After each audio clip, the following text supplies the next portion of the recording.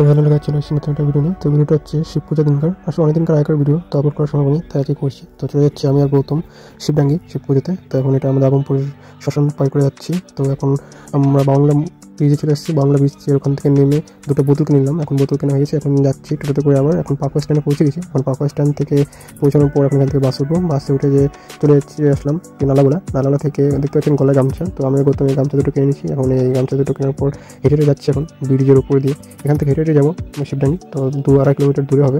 তো এখন যাচ্ছি হেঁটে শিবডাঙ্গি পৌঁছে গেলাম। প্রচুর ভিড় এখানে, লোকজন একদম মাথা নষ্ট, অনেক লোকজন এসে, প্রচুর লোকজন। তো এখন এই কাকিমার কাছ থেকে ফুল, তুলসী পাতা, দুধ সব কিছু করে নিলাম। তখন ছোটো একটা লাইন আছে, এখন এই লাইনে দাঁড়িয়ে পড়েছে গৌতম লাইনে দাঁড়িয়ে যাওয়ার পরে আমি জল আনতে গেছি। তো পাশে একটা নদী আছে, নদী থেকে জল নিলাম। জল নেওয়ার পর এখন লাইনে দাঁড়িয়ে আছি। এখন দেখতে পাচ্ছেন শিব মন্দিরটা, এই মন্দিরটা খুবই ঐতিহ্যপূর্ণ মন্দির। এটার বটগাছের ভিতরে মন্দিরটা। তো এখন মন্দিরে জল ঢালা হয়ে গেছে, এখন বেরিয়ে যাওয়ার পর একটু মেলাটা ঘুরে তারপর বাড়ি চলে যাবো। তখন মেলাটা একটু ঘুরছি, বাড়ি চলেছি, দেখতে পাচ্ছেন কত লোকজন। যাই হোক, এখন হেঁটে নালাগোলাতে চলে আসলাম। নালাগোলা থেকে বাস স্ট্যান্ডে বাসে উঠে চলে যাচ্ছি। দেখতে পাচ্ছেন বাংলা ব্রিজের উপরে লোকজন কত, এখানে জাম লেগেছিল, অনেকক্ষণ এখানে জাম আটকেছিলাম। তো এখান থেকে এখন বেরিয়ে পড়েছি।